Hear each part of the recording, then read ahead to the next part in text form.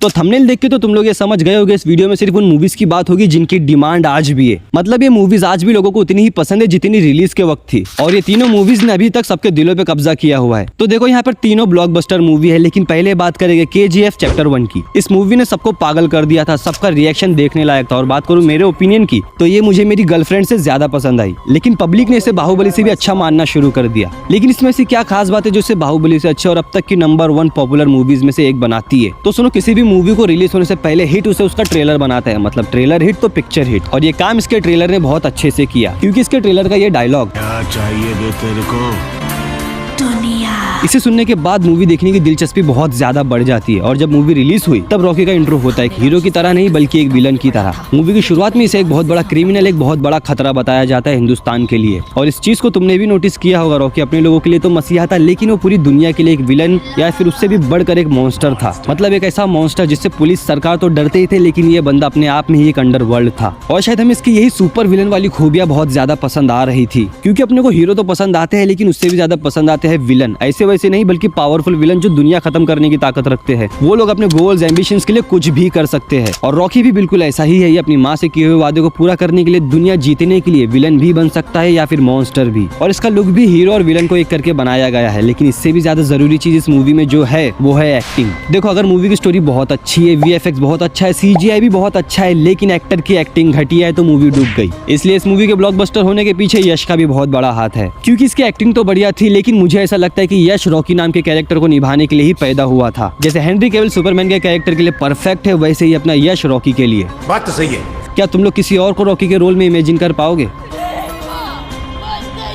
और यही वो तरीके थे जिनकी मदद से ये मूवी हर मूवी से बहुत अलग बन जाती है। एक हीरो को विलन के तौर पे इंट्रोड्यूस किया गया, उसे बहुत तगड़ा दिखाया गया, एक परफेक्ट इमोशनल बैक स्टोरी जिसे देख के रोना भी आ जाए। और जब रॉकी झगड़ा करके आता है तब उसकी माँ उसे मारने की वजह उसे अकेले लड़ने की सलाह देती है। और इस सीन ने सबका दिमाग हिला के रख दिया, क्योंकि हमारी ऐसी हरकत पे हमारा पिछवाड़ा लाल कर दिया जाता था, लेकिन यहाँ पे सब कुछ उल्टा है। और ज्यादातर डायरेक्टर जो है हर चीज पे ध्यान देते हैं, मतलब लव, रोमांस, एक्शन सब पर KGF में ऐसा कुछ नहीं था। यहाँ पे कॉमेडी में सिर्फ थोड़ा बहुत ध्यान दिया गया, रोमांस में भी थोड़ा बहुत, लेकिन वॉयलेंस पर 100% फोकस किया गया है और इसके डायलॉग पर। और शायद ये एक रीजन था जो इसे बाकी मूवी से बेहतर बनाती है, क्योंकि हकीकत में सब तरफ प्यार ही चल रहा है। मतलब गाना भी उससे related, sad song, romantic song, और आजकल की हर नई मूवीज में रोमांस का अलग ही चाल चलन है। हीरो हीरोइन पास में आए, गाना आ गया, और ये चीज लगातार हर कोई कैसे देखेगा। इसलिए प्रशांत नील के हाथों का चमत्कार यानी KGF जो रोमांस पे कम सीरियसनेस, वॉयलेंस और एक्शन पे ज्यादा ध्यान देती है। और पब्लिक को ऐसी ही सीरियस मूवी चाहिए थी जिसे देख के लगे हाँ भाई कुछ तो बढ़िया चल रहा है। खैर, तुम्हें क्या लगता है, क्या मैंने जो कहा सही कहा या फिर कुछ कहना बाकी रह गया? तो अब बात करते हैं सलार की, जिसमें सिर्फ काटा गया है, मतलब बंदों को काटा गया है। तो देखो, ये फिल्म ने भी KGF की तरह सबके दिलों पे आज तक कब्जा करके रखी है, और इसे पसंद करने के भी बहुत सारे रीजंस है। हाँ, वो बात अलग है कि कुछ बड़े बुजुर्गों को ये फिल्म कुछ खास समझ में नहीं है, मतलब इसमें क्या चल रहा है, क्या हो रहा है, इसकी कहानी उन्हें समझ में नहीं आ रही थी। पर नौजवानों के दिलों को इसने चुरा लिया। पर इसकी वो कौन सी ऐसी खूबी है जो इसे बाकी मूवी से बेहतर और परफेक्ट बनाती है? तो इसका भी जवाब है सीरियसनेस और R-rated फाइट सीक्वेंस। और देखो, यहाँ पे तुम भी झूठ नहीं बोल सकते, इस पूरी मूवी में जो है रोमांटिक सॉन्ग बिल्कुल नहीं था, और ना इसकी जरूरत पड़ी। मतलब जब हीरो हीरोइन पास में आए तब कोई गाना नहीं आया जिसकी अपन एक्सपेक्टेशन कर रहे थे। मेरे को तो लगा यहाँ किसिंग सीन होना चाहिए, लेकिन नहीं था। और मोहब्बत का लफड़ा नहीं था, फिर भी ये 3 घंटे की मूवी कहीं पर भी बोर नहीं करती है। और इस मूवी की खास एबिलिटीज की बात करें तो वो है इसका R-rated फाइट सीक्वेंस। सलार को एक दैत्य की तरह रिप्रेजेंट करना जिसे कोई हरा नहीं सकता। और देवा ने ये साबित कर दिया, लड़कों के लिए प्यार के अलावा और भी एक चीज बहुत इंपॉर्टेंट है, और वो है दोस्ती। और वो कौन से रूल पे चलती है? भाई ने बोला करने का।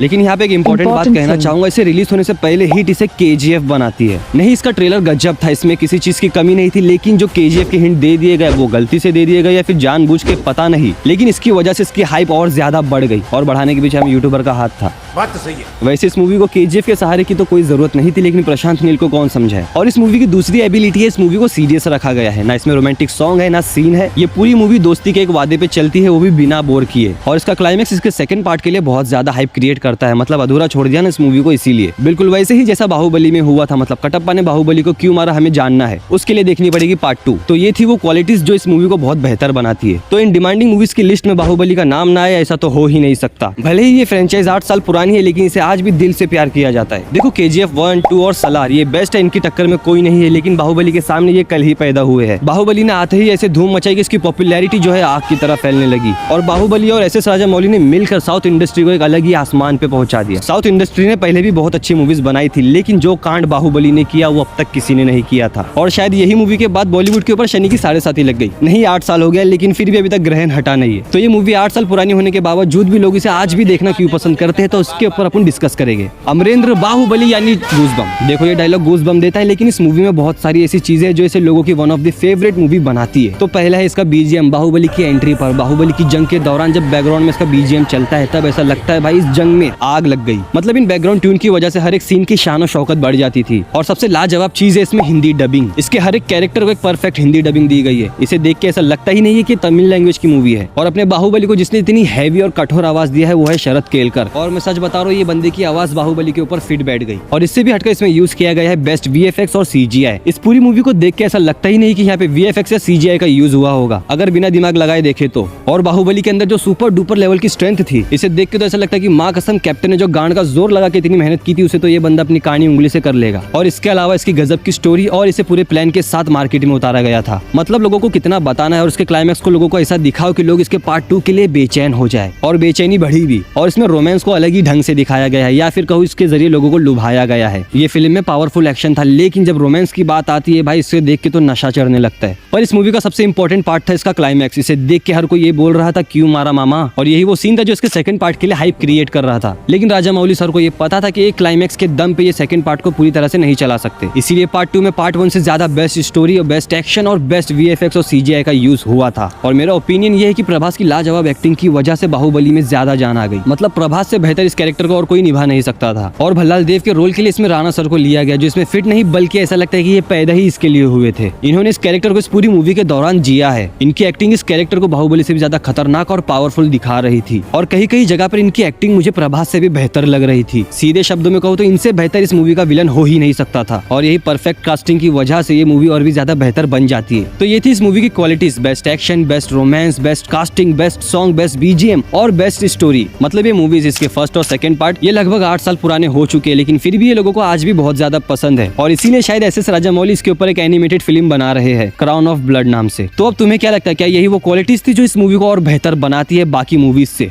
तो फिर मिलेंगे।